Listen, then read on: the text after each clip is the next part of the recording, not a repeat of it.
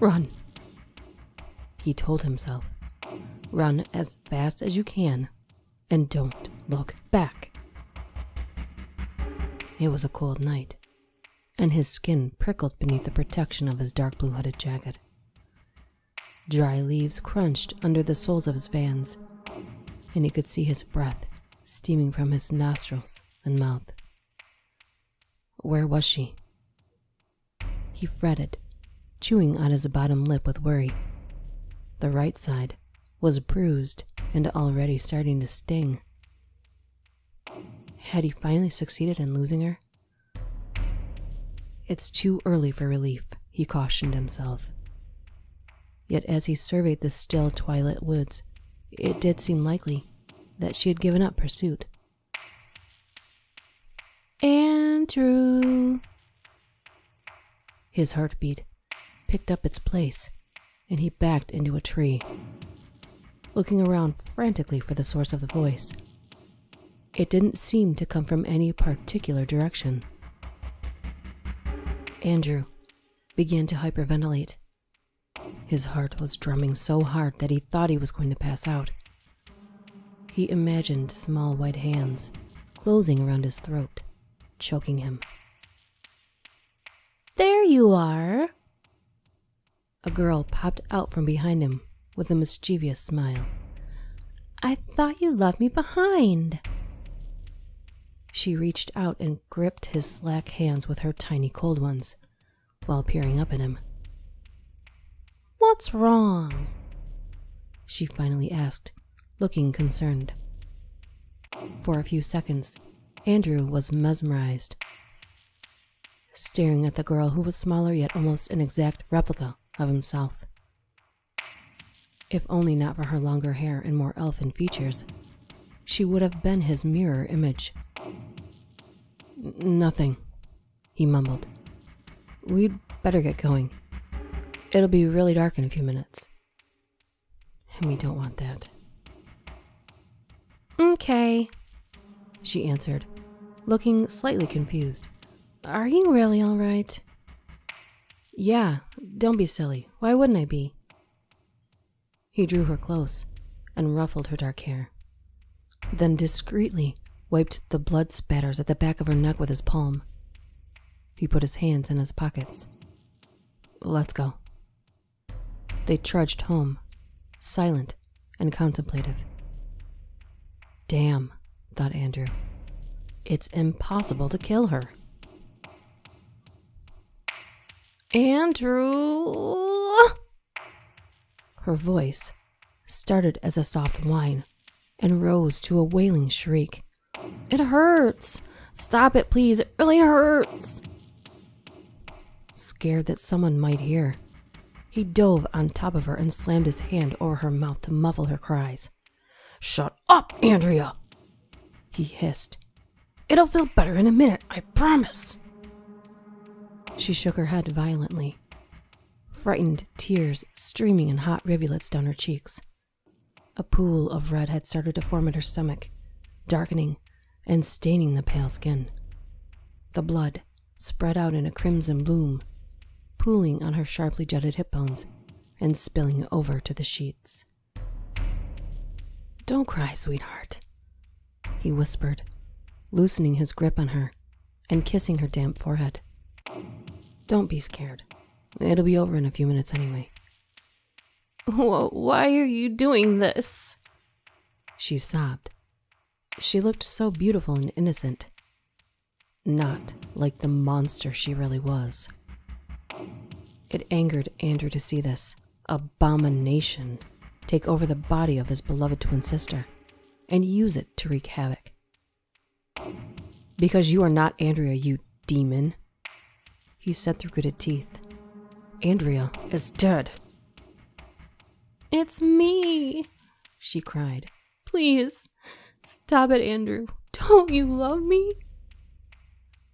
I loved my twin, he answered, not you. Sensing she was weakened sufficiently, he got up slowly and reached for the bottle of dead man's blood on the nightstand. He dipped his finger into the dark liquid and began to draw the ancient sigils on Andrea's bare flesh. Every time the blood made contact with the girl, her skin sizzled. Her restrained body reared in pain, and she screamed so loudly that the window panes splintered. "You're insane!" Andrea yelled at him. "Look at what you're doing to me!" Undeterred, Andrew snatched a leather-bound book from under the bed and flipped the onion skin pages until he found the particular spell he was looking for. When he found it, he stood over his twin, who was chained to the bed and was lashing out at him, trying to free herself. He began to recite the Latin spell. "I told you I'm Andrea." Her voice broke.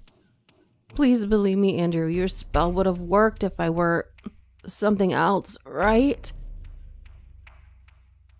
Andrew backed away, a trickle of sweat sliding from his forehead. His eyes were wide with fear, and his uncertainty was palpable. "I don't know," he whispered. "I don't know."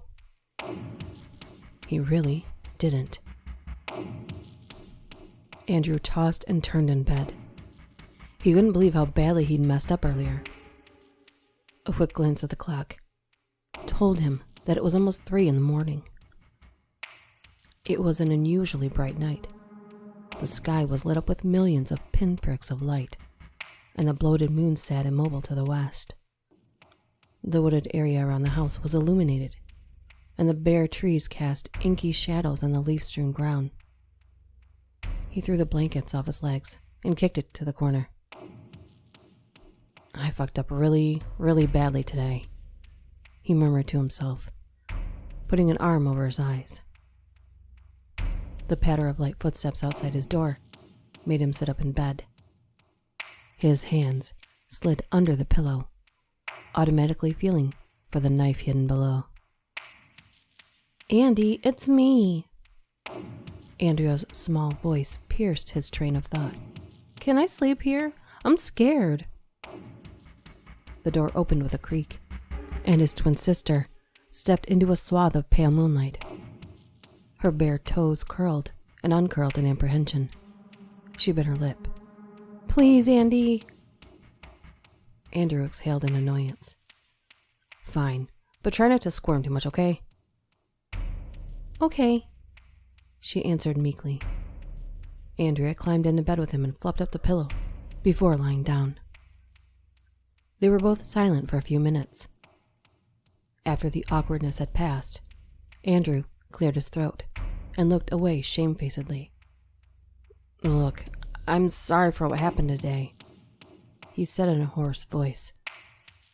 "It's just that I saw you kill that man, and I thought something had taken over you." Andrea said nothing, but she turned to him and wrapped her slender arms around his waist, burying her face in her twin brother's shoulder. "It's okay," she answered in a muffled voice. He hugged her back and patted her on the head. "I promise I'll believe you next time."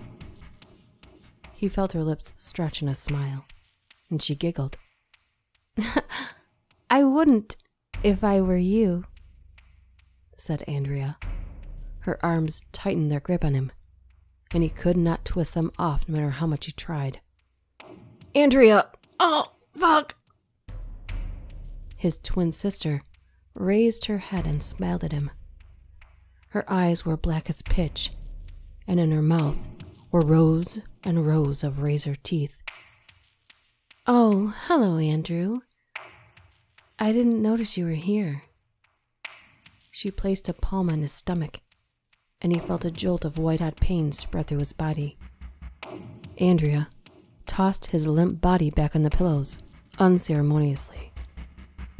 She tilted his head sideways, exposing his neck, which was throbbing with pulse.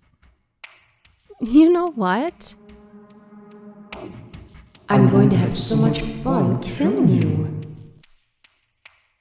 She said this before sinking her teeth into his throat.